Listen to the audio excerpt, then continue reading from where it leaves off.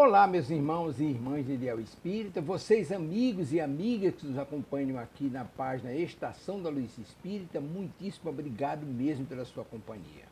A nossa página Estação da Luz Espírita não tem fins lucrativos, o objetivo é a divulgação da doutrina espírita. E é por isso que nós reunimos aqui esta sede de matérias espíritas para que possa atender às suas necessidades, estudo, lazer, pesquisa. Você encontra aqui na nossa página Estação da Luz Espírita os livros da codificação, obras suplementares, entrevistas, palestras e os programas da Web Rádio Estação da Luz de Natal e Web Rádio Cristo Consolador de São Paulo.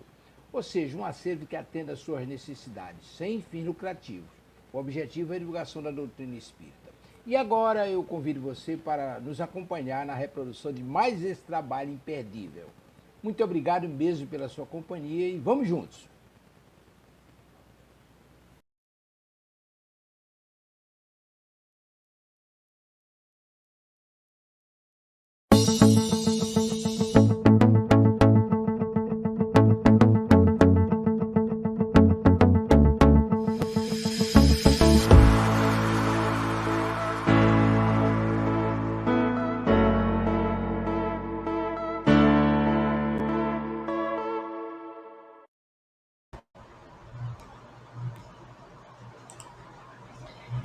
Olá, estamos iniciando mais o Evangelho em Espírito e Verdade, que vai ao ar toda quinta-feira, às 5 da tarde, pela Web Rádio Cristo Consolador.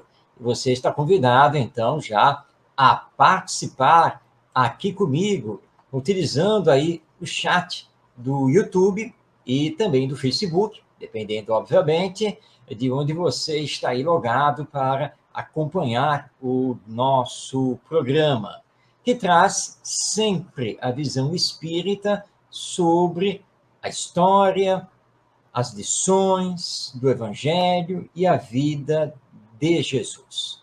Nós estamos no mês de dezembro e, claro, que nós não podemos deixar de vincular o nosso programa ao espírito do Natal, que é tão importante para todos nós aqui na cristandade, quando recordamos não apenas o nascimento de Jesus, mas o seu significado para todos nós, quando ele nos trouxe, então, a lei de amor. E não esqueçamos, durante todo o mês, e em especial, quando estivermos nos aproximando do dia 25 deste mês de dezembro, não esqueçamos de viver o espírito do Natal, que é justamente colocar em prática a fraternidade e a solidariedade.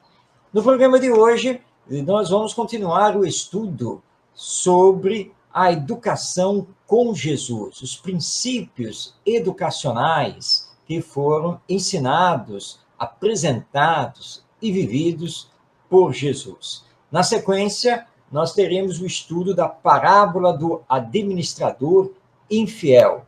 Nós, sempre na segunda parte, estudamos uma parábola. Hoje, então, a do administrador infiel. Na terceira parte, nós vamos dar continuidade ao estudo da primeira epístola de Paulo de Tarso aos Coríntios. Hoje, vamos nos dedicar a conhecer o versículo 3 do capítulo 7 dessa epístola. E lá no final do programa, nós vamos dar a palavra a você que nos acompanha, porque vai ser a hora de responder, então, às indagações, as perguntas que nos são dirigidas a respeito do Evangelho e do Espiritismo. Então, tudo isso, começando agora no nosso programa, o Evangelho em Espírito e Verdade. Muito bem, vamos então dar sequência ao estudo que temos feito sobre a questão dos princípios educacionais, dos ensinos e também dos exemplos, das vivências de Jesus. Nós vimos na semana passada 3 princípios: a pessoa humana, o crescimento pessoal e a valorização do contato pessoal. Lembrando que temos por base deste estudo o livro Reflexões Pedagógicas à Luz do Evangelho, obra escrita pela educadora Sandra Maria Borba Pereira, que é conhecida por todos nós no movimento espírita por Sandra Borba. Aliás, um abraço a ela, que é lá de Natal, Rio Grande do Norte. Muito bem, vamos agora conhecer mais 4 princípios educacionais de Jesus. O quarto princípio é intitulado O Homem e a Experiência Humana. Este princípio pedagógico determina na ação educacional que o educador abre espaços generosos para que o educando faça por si mesmo, ou seja, que ele tenha a própria experiência como modelo de aprendizagem.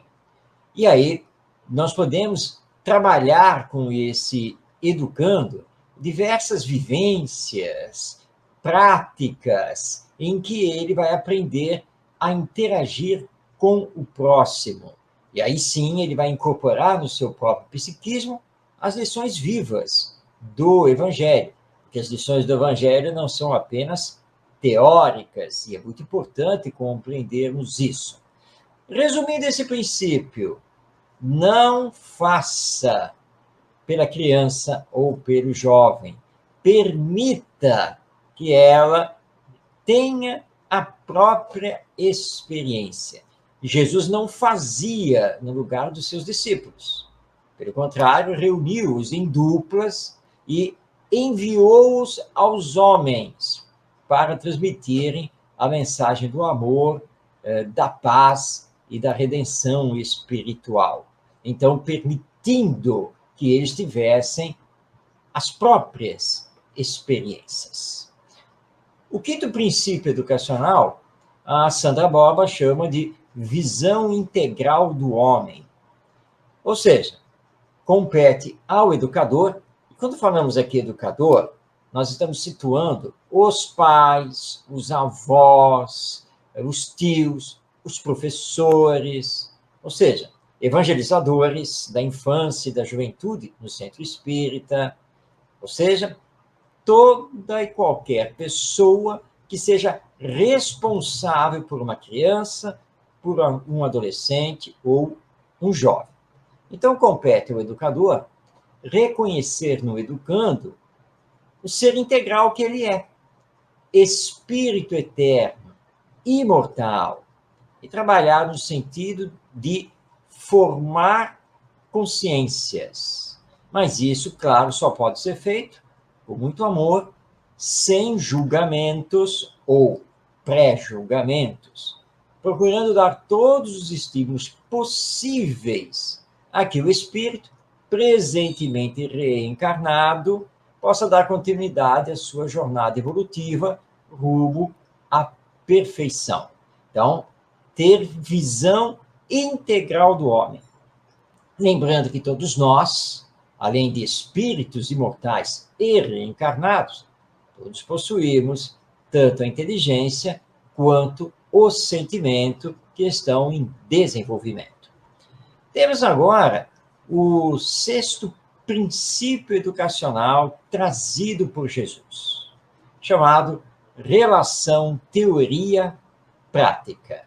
Nesse princípio, Jesus nos mostra que o educador deve trabalhar de forma dinâmica e criativa, fazendo da sala de aula, na verdade, um espaço generoso de aprendizagem, num ambiente alegre, estimulante, permitindo que o educando consiga pesquisar, estudar, trabalhar, consiga aprender também por si mesmo. E onde deve-se trabalhar bastante o desenvolvimento do relacionamento interpessoal, porque somos seres interrelacionais. Nós vivemos com os outros, somos dependentes dos outros e precisamos fazer dessa vivência um mecanismo de alegria, de fraternidade, de solidariedade.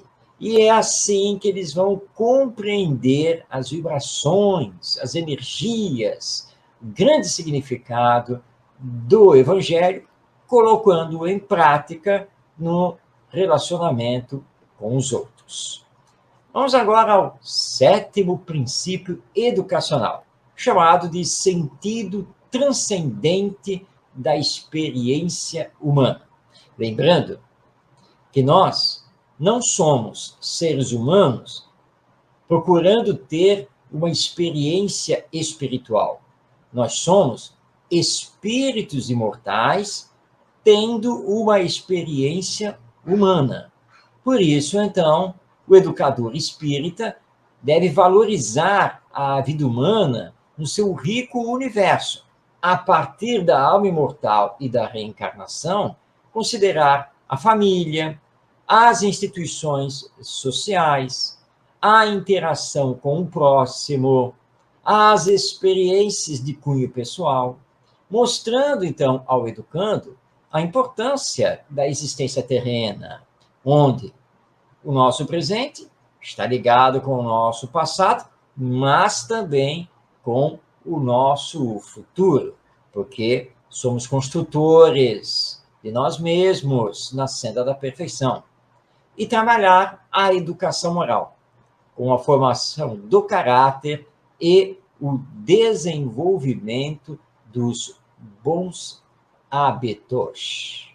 Então, eis então mais 4 princípios educacionais apresentados e vividos por Jesus. Vamos recordar todos eles. Primeiro, a pessoa humana. Segundo, o crescimento pessoal. Terceiro, a valorização do contato pessoal. Quarto, o homem e a experiência humana. O 5º princípio, visão integral do homem. O 6º, a relação teoria e prática. E o 7º e último princípio educacional, o sentido transcendente da experiência humana. E para a nossa reflexão profunda, diante, então, desses princípios apresentados por Jesus como o maior educador da humanidade, vamos aqui recordar palavras de José Herculano Pires, professor, filósofo, palestrante, grande espírita, escritor, e no seu livro Revisão do Cristianismo, ele tem uma frase que realmente merece toda a nossa atenção. Quando Herculano Pires nos diz, abrindo aspas, a atividade de Jesus foi puramente didática e seus objetivos eram puramente éticos. Fechando aspas. Que beleza, não? Essa frase do nosso Herculano Pires. Jesus sempre foi didático. Jesus sempre trabalhou a nível da nossa educação e com os seus objetivos eram sempre éticos, de fazer com que compreendêssemos a magnitude da vida espiritual, da nossa condição imortal e reencarnatória. Aproveito aqui, vamos dar uma pausa aqui no que estamos conversando, porque estamos aqui recebendo aqui a mensagem do Antônio Barbosa Nunes, o nosso Tonheca, que é lá de Leopoldina, Minas Gerais, nos dando boa tarde e nos desejando paz e bem. A você também, querido amigo, grande companheiro do movimento espírita e também da educação. Ele está à frente, junto com a sua esposa, Cida, do Centro Educacional Conhecer, uma escola inovadora, lá em Leopoldina, Minas Gerais. E você que está aí nos acompanhando, pode fazer como o nosso Tonheca fez. Envie aí a sua mensagem e nós vamos colocá-la aqui no ar. Se você tiver alguma dúvida, pode fazer também aí a sua pergunta. Então, conhecemos os 7 princípios educacionais que Jesus trabalhou e os quais nós podemos conhecer ali no Evangelho, no Novo Testamento, obviamente, dentro dos Evangelhos de Mateus, Marcos, Lucas e João. Lembrando, então, que consideramos Jesus como o maior educador da humanidade, o grande pedagogo das almas imortais que somos nós, presentemente reencarnados aqui na Terra. Mas esse assunto não se esgota aqui. Nós ainda temos alguns itens a trabalhar nessa visão que estamos trazendo no programa sobre Jesus como educador. Então, vou deixar aqui o convite já a você para estar presente na próxima semana, porque nós vamos conversar sobre a volta de Jesus. Muitas pessoas dizem que Jesus vai voltar, inclusive até apontam um ano, né, uma data certa para esse retorno de Jesus. Qual é o pensamento do Espiritismo a esse respeito? Será que Jesus precisa mesmo voltar? E se ele voltar, vai fazer o quê aqui na Terra? Mas esse é assunto para a próxima semana, porque agora nós vamos iniciar o estudo da parábola que reservamos para o programa de hoje, que é a parábola do administrador infiel. Então, o segundo bloco do programa é sempre dedicado ao estudo de uma parábola. Essa parábola do administrador infiel, ela é relatada pelo evangelista Lucas, em seu evangelho, no capítulo 16, versículos 1 a 13. Vamos, então, passar a palavra a Lucas para recordarmos, ou, se for o caso, conhecermos essa parábola do administrador infiel. Ela é a seguinte: disse Jesus aos discípulos: havia um homem rico que tinha um administrador, e este lhe foi denunciado como esbanjador dos seus bens. Chamou-o e perguntou-lhe: que é isto que ouço dizer de ti? Dá conta da tua administração, pois já não podes mais ser meu administrador. Disse o administrador consigo: que hei de fazer, já que o meu amo me tira a administração? Não tenho forças para cavar, de mendigar tenho vergonha. Eu sei o que hei de fazer para que, quando for despedido do meu emprego, me recebam em suas casas. Tendo chamado cada um dos devedores do seu amo, perguntou ao primeiro: quanto deves ao meu amo? Respondeu ele: 100 cados de azeite. Disse-lhe então: toma a tua conta, senta-te depressa e escreve 50. Depois perguntou ao outro: e tu, quanto deves? Respondeu ele: 100 coros de trigo. Disse-lhe: toma a tua conta e escreve 80. E o amo louvou o administrador iníquo por haver procedido sabiamente, porque os filhos deste mundo são mais sábios para com a sua geração do que os filhos da luz. E eu vos digo: granjeai amigos com as riquezas da iniquidade, para que, quando estas vos faltarem, vos recebam eles nos tabernáculos eternos. Quem é fiel no pouco, também é fiel no muito. E quem é injusto no pouco, também é injusto no muito. Se, pois, não fostes fiéis nas riquezas injustas, quem vos confiará as verdadeiras? E se não fostes fiéis no alheio, quem vos dará o que é vosso? Nenhum servo pode servir a dois senhores, porque ou há de aborrecer a um e amar a outro, ou há de unir-se a um e desprezar ao outro. Não podeis servir a Deus e às riquezas. Bem, esta é a parábola do administrador infiel e que vamos procurar agora entender na visão espírita. Não é uma parábola fácil de entendimento à primeira vista, porque parece que Jesus está sancionando a infidelidade, mas não é isso. Vamos, primeiramente, traduzir esta parábola.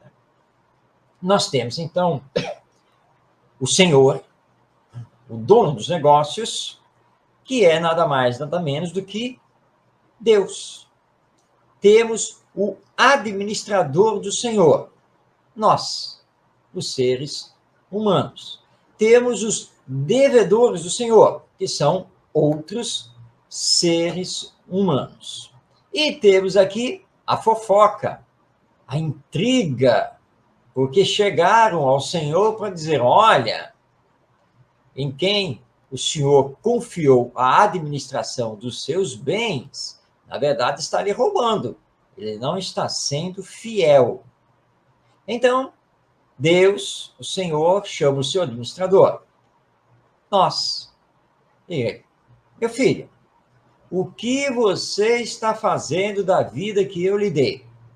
O que você está fazendo dos bens que eu confiei a você? O que você está fazendo dos outros, seus irmãos e irmãs, os quais você deve amar acima de todas as coisas? Presta conta agora da sua administração. Ou seja, então somos chamados por Deus para prestar contas do que estamos fazendo aqui na vida. Então pensamos assim, bem, o Senhor me deu uma chamada de atenção e pediu que eu preste contas do que eu estou fazendo. E agora? O que eu vou fazer? Porque se eu for demitido, se eu tiver que passar por duras expiações, quem vai me receber? Que outro emprego eu vou arrumar? Já sei o que eu vou fazer. Deixa eu chamar aqui os devedores e fazer um acordo com eles e oferecer para cada um desconto. Que é a questão, então, de compreender e perdoar. Colocando em prática um dos ensinos de Jesus, reconcilia-te depressa com o teu irmão enquanto estás no caminho com ele. Ou seja, é aqui e agora, na Terra, nesta encarnação, que já temos que prestar contas a Deus. E vamos prestar contas a Deus mostrando a Ele que não estamos nos deixando levar pelas coisas da Terra. Pelo contrário, nós estamos trabalhando pelas coisas do Espírito, a valorização das virtudes, do bem proceder, do compreender, do perdoar, do amar. E assim, então, nós fazemos. Diz Jesus aqui na parábola que, então, o Senhor, Deus, nos chama novamente assim, agora sim, você mostrou fidelidade. Você utilizou o amor, utilizou a compreensão, utilizou a paz para fazer justiça e deu o desconto. Você conseguiu perdoar, você conseguiu se desprender das coisas materiais, ao mesmo tempo que conseguiu aliviar o jugo que pesava sobre os outros. Agora sim, você entendeu a lição. E Jesus remata, então, a parábola, dizendo, então, a todos nós, que se nós não soubermos ser fiéis às riquezas, às coisas que nos são dadas por Deus e às poucas coisas, como seremos fiéis ao muito? Se não somos fiéis à nossa realidade espiritual, como haveremos, então, de fazer a nossa jornada evolutiva se não somos fiéis no pouco, como seremos fiéis no muito? Se não formos fiéis no alheio, como haveremos de ter a confiança dos outros? E aí, então, ele encerra a parábola fazendo uma advertência muito profunda. Nenhum servo, ou seja, nenhum ser humano, nenhum espírito pode servir a dois senhores, porque ou há de aborrecer a um e amar o outro, ou há de unir-se a um e desprezar ao outro. Ou seja, ou você serve a Deus, ou você serve aos homens. Não dá para trabalhar nos dois campos ao mesmo tempo, porque ou você vai amar mais a Deus do que aos homens, ou vai amar mais aos homens do que a Deus. Ou você vai ficar com Deus, ou vai ficar com os homens, com os bens materiais, com as coisas desta vida terrena. Entretanto, todos nós sabemos que as coisas da vida terrena duram pouco e não nos acompanham no depois da morte. Particularmente, gosto muito de assistir os documentários falando sobre as escavações lá no Antigo Egito, com os antropólogos ali fazendo grandes pesquisas, e como eles descobrem os túmulos, e muitas vezes os sarcófagos, e dentro desses túmulos, os resquícios, ou às vezes, tudo muito completo, dos objetos e etc., que foram enterrados com aquelas pessoas. A pessoa não existe mais, porque ela desencarnou 3.000, 4.000 anos atrás, 1.500 anos atrás, ela desencarnou, retornou ao mundo espiritual, mas o corpo embalsamado está lá. As cerâmicas estão lá. Os vasos com os objetos, com os pertences, tudo se encontra lá. O próprio sarcófago. Então, tudo que é material, na matéria ficou. Porque, na verdade, nós levamos ao mundo espiritual só o que nos pertence de fato, ou seja, o que pertence ao espírito que nós somos, que são as virtudes, as conquistas realizadas do nosso melhoramento dentro da prática do bem. O resto fica. E então, nós estamos servindo a Deus, nos melhorando, nos moralizando, nos espiritualizando, praticando o bem para com o próximo, ou estamos servindo a Mamon, ou seja, a riqueza, aos bens materiais, preocupados do nosso dia a dia, só com o que havemos de receber para bem viver aqui na Terra. Naturalmente, que não estamos dizendo que devemos largar os bens materiais e viver na mais absoluta pobreza. Não é isso que o Evangelho prega e nem o que o Espiritismo ensina, porque devemos sempre viver com o necessário para termos uma vida digna sobre a Terra. Mas o que não é necessário, o supérfluo, isso pode perfeitamente ser descartado. Não precisamos gastar energias por causa dessas coisas que são passageiras. Karl Schutel, no seu livro Parábolas e Ensinos de Jesus, ele chega a afirmar que, na verdade, o título desta parábola não está correto. Na verdade, não se trataria da parábola do administrador infiel, mas sim do administrador fiel, que entendeu a lição, tratou de se corrigir e auxiliar os outros, para que não fiquem em dívida com a lei divina. Então, essa parábola nos traz uma grande lição, que é aprendermos a fidelidade, a sermos fiéis através das nossas ações honestas. E o quanto isso está faltando, não é mesmo?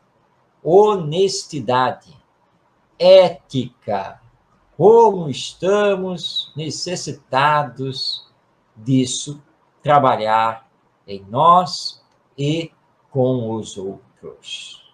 Pensemos, meditemos com profundidade a esse respeito.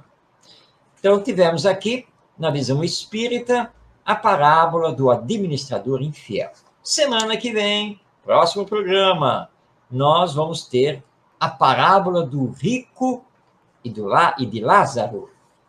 Uma parábola realmente também bem interessante. E como o Espiritismo alarga e aprofunda o nosso entendimento sobre essas parábolas. Então, fique atento, vamos acompanhando, que vamos ter mais parábolas pela frente aqui na nossa programação.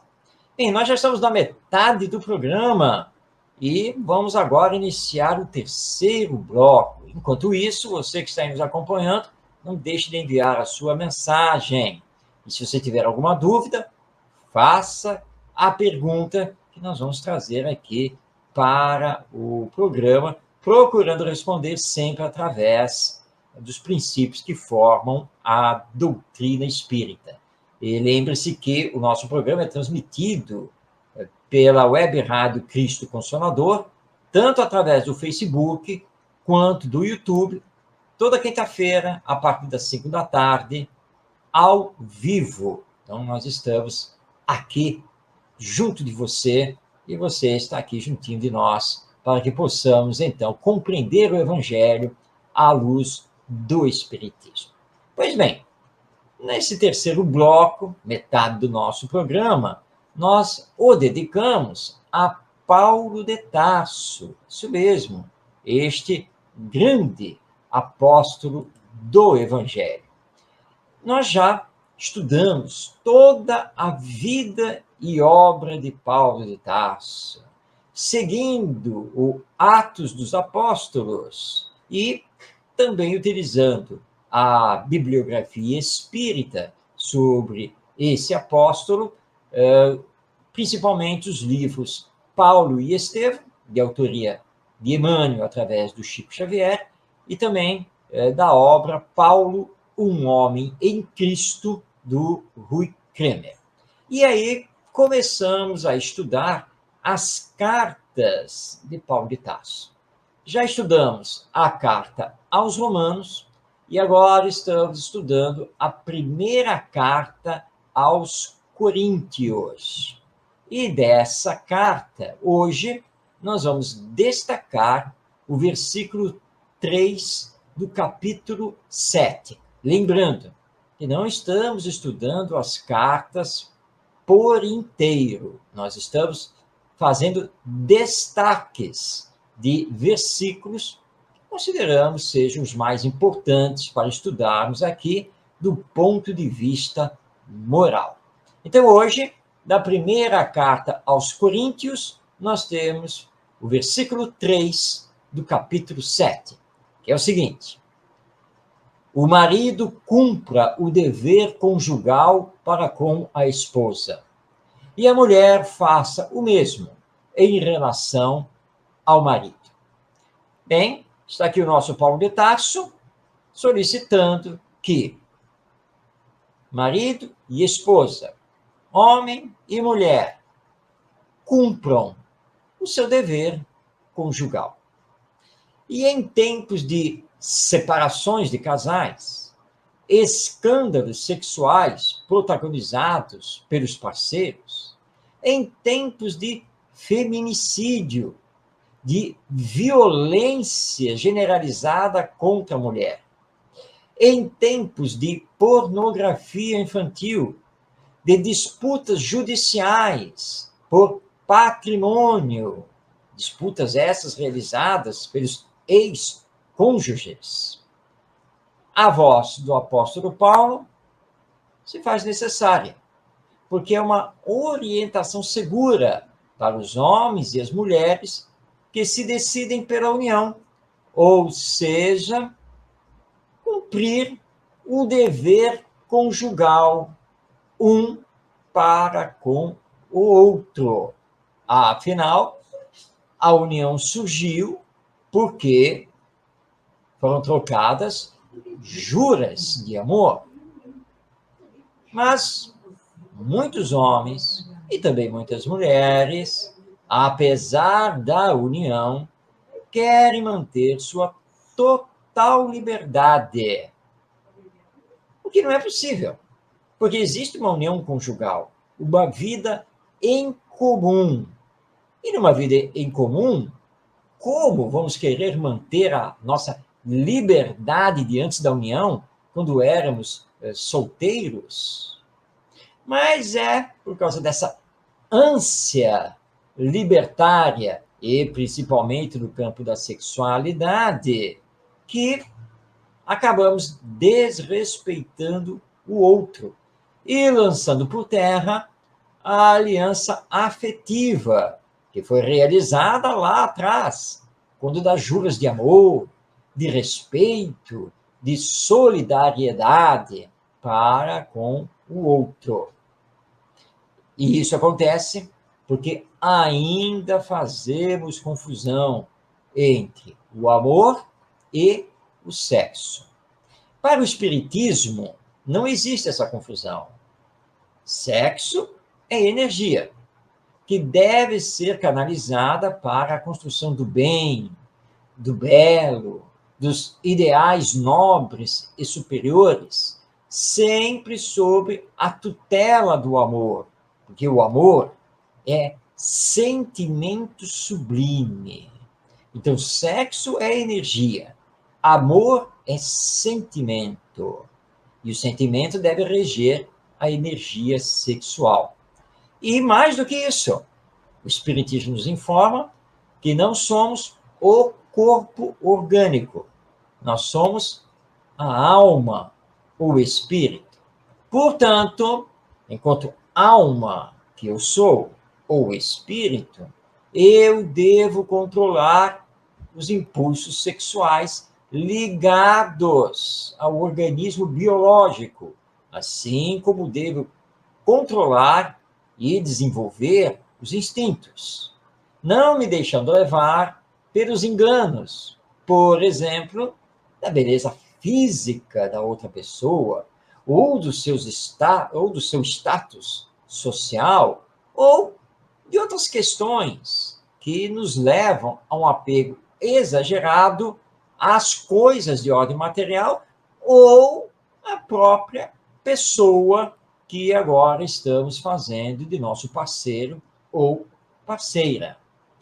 Exercer o autocontrole, conquistar disciplina é essencial. Portanto, o que o Espiritismo solicita, e é o que Paulo está falando nessa primeira carta aos Coríntios, é que saibamos cumprir com os nossos deveres junto ao outro, sublimando os impulsos. E, nesse caso, nós estamos falando dos impulsos sexuais. Se dizemos amar, devemos ao companheiro ou à companheira todo o respeito, do mesmo jeito que queremos ser respeitados. Então, em verdade, acima desta questão da energia sexual, precisamos estabelecer com o outro a troca afetiva, o apoio mútuo, seja na alegria, seja na tristeza. Portanto, no casamento, mesmo que ele seja informal, mesmo que ele não esteja legalizado perante a legislação humana, os parceiros devem manter os seus deveres conjugais, em respeito ao outro e para que o sentimento do amor possa ser cultivado e engrandecido, controlando essa questão da sexualidade. A relação a dois, ela deve ser estabelecida através do diálogo fraterno, do respeito aos sentimentos do outro, deve ser estabelecida na troca de ideias e de ideais, na conjugação de esforços na educação dos filhos, quando estes existirem, no compartilhamento do afeto e no auxílio de um para com o outro. É isso que precisamos fazer.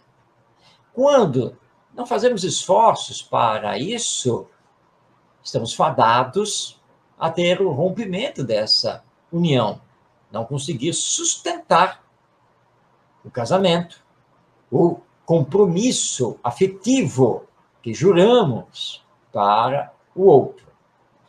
Vamos dar alguns exemplos bem práticos do que podemos e devemos fazer no relacionamento conjugal. O outro, neste momento, está irritado, está nervoso por algum acontecimento, silencie e aguarde o momento oportuno para o diálogo. E, enquanto isso, faça uma prece. Ore pelo outro, por você mesmo e pela paz no lar. O outro está carregando consigo muitas preocupações, e essas preocupações são de ordem financeira, material. Calma e abra espaço para que ele desabafe, para que ele possa conversar, e aí, para que você possa também fazer ouvir a voz da razão, crescendo na confiança e na fé em Deus, que nunca nos falta. Se o outro está muito introspectivo, está pensando sobre a vida, saiba respeitar o seu momento. Aliás, momentos de meditação, de relaxamento, de pensamentos introspectivos, também são muito importantes para a nossa evolução. Saibamos respeitar esse momento do outro. Agora, acima de tudo, recorde que você não vive mais sozinho, por escolha sua.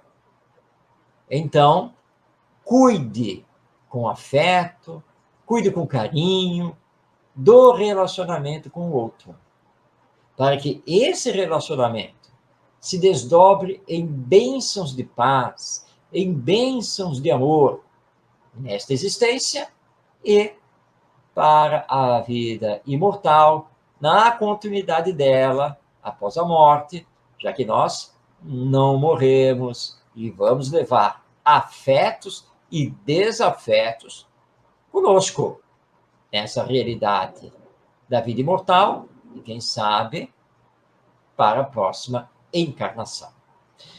Todos esses nossos comentários a partir, então, do versículo 3 do capítulo 7 da primeira carta aos Coríntios, de Paulo de Tarso. Recordando, então, o que ele escreveu naquela época.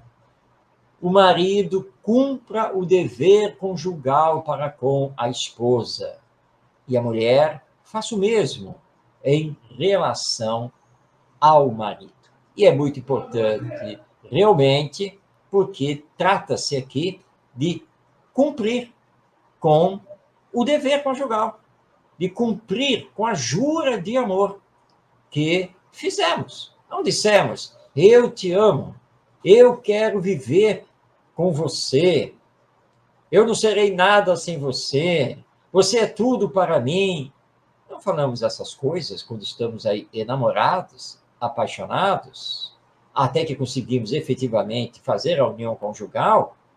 Isso não pode morrer, isso tem que ser regado, cultivado o tempo todo, para que o amor, enquanto sentimento, prevaleça sobre a energia sexual e outras coisas de ordem meramente material. Então, não esqueçamos disso.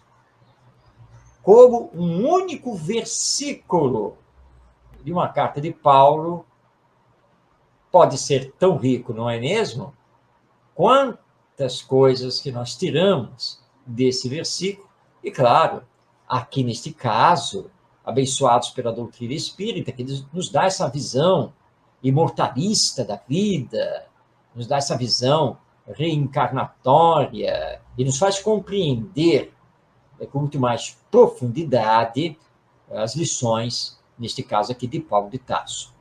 Só lembrando que o Espiritismo não é contrário à separação, ao divórcio. Se apesar de todos os esforços chegasse à conclusão que está inviável a manutenção da união conjugal, é direito de cada um refazer, reconstruir a sua existência. Mas que a separação seja feita dentro da fraternidade, do consenso entre ambos, porque isso que é o mais importante. Espero que você tenha gostado deste estudo, que nós vamos dar continuidade, porque ainda há muito para extrair da primeira carta de Paulo aos Coríntios. Primeira carta. E na sequência, nós vamos ter a segunda carta de Paulo, e que nós também vamos fazer a contextualização histórica dessa segunda carta. Não perca, então, no próximo programa, a continuidade deste estudo sobre os versículos escolhidos da primeira carta de Paulo aos Coríntios. Bem, estamos entrando no quarto e último bloco do nosso programa. É isso mesmo, são os minutos finais. E esses minutos finais são dedicados, então, a você. Você que participa do programa e envia para nós as suas dúvidas. E nós as trazemos aqui para responder não apenas a você, mas para esclarecer a todos nós. Hoje recebemos uma pergunta muito importante para compreendermos uma passagem do Evangelho que intriga muitas pessoas, inclusive pesquisadores e historiadores.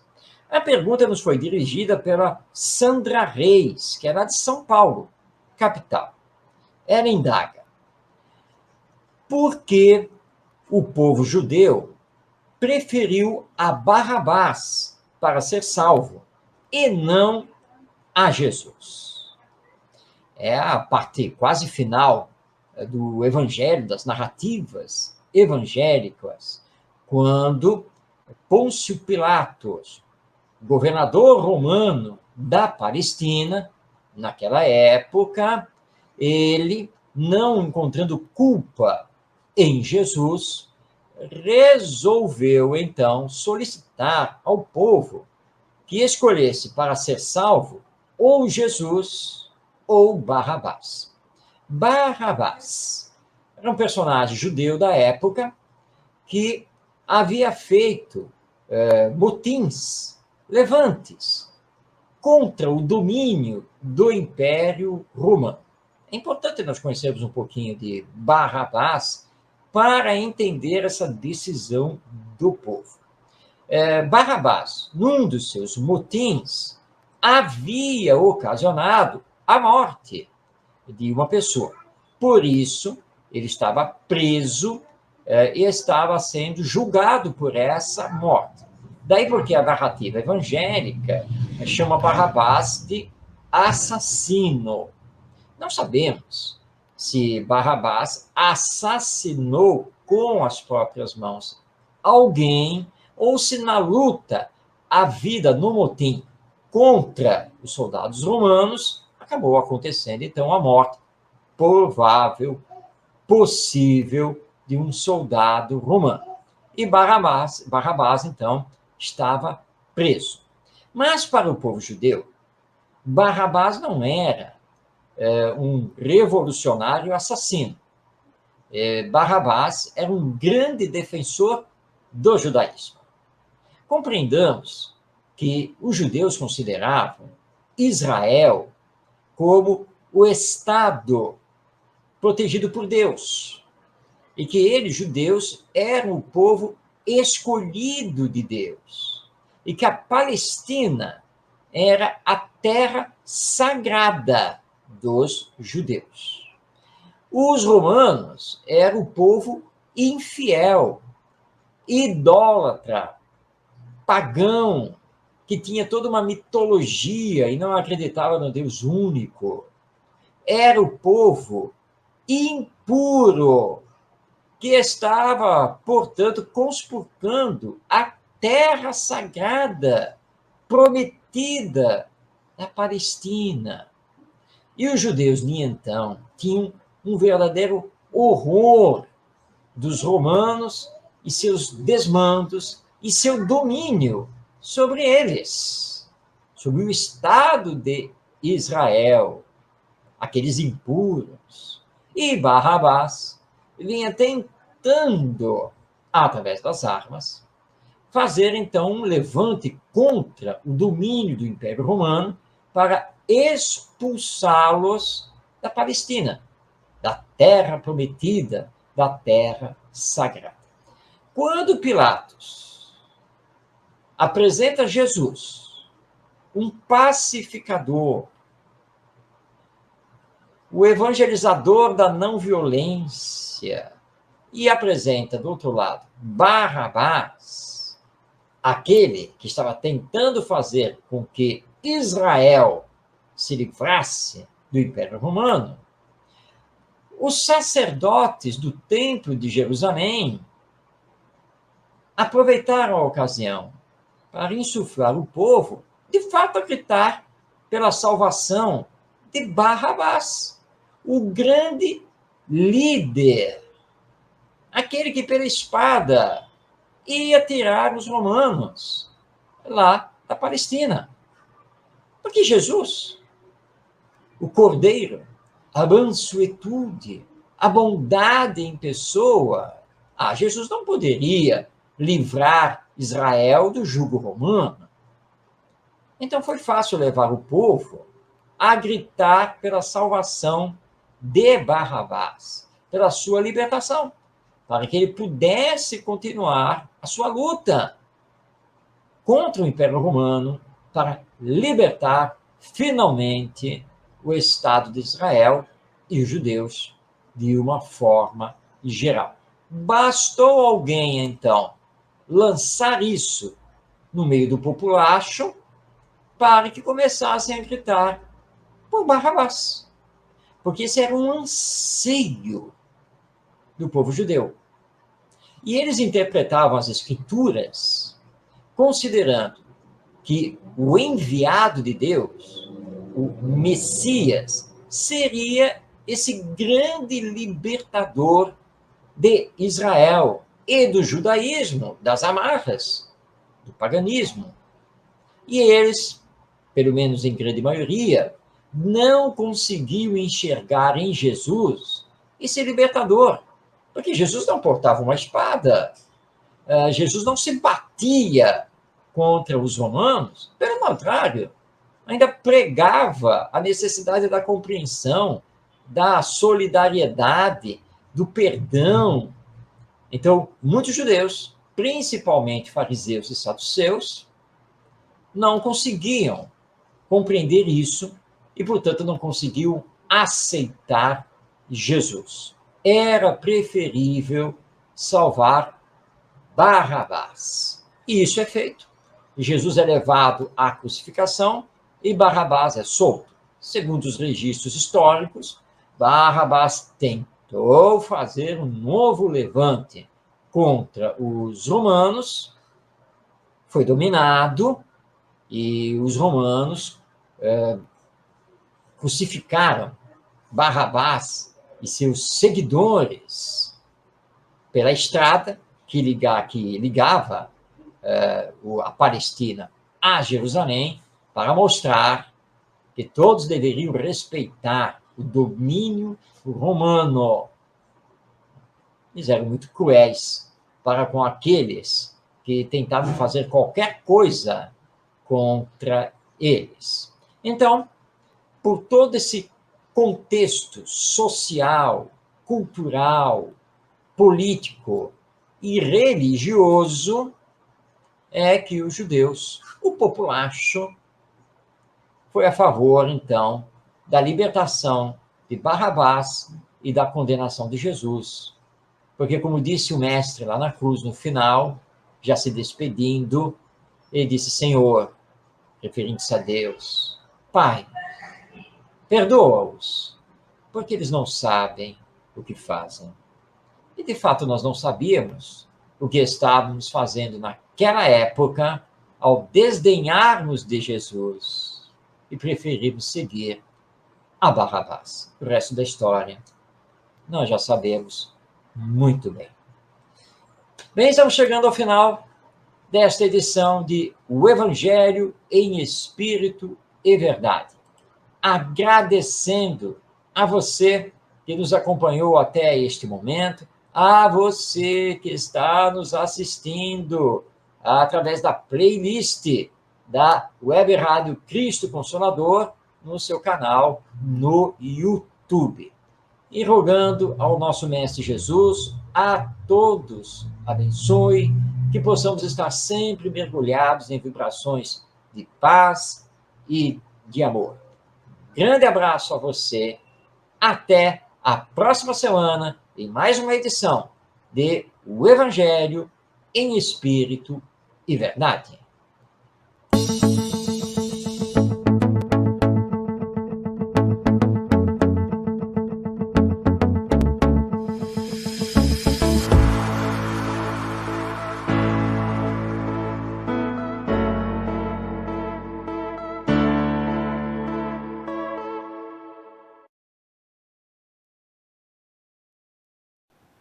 Chegamos ao final da nossa atividade. Muitíssimo obrigado mesmo pela sua companhia e espero você no próximo evento.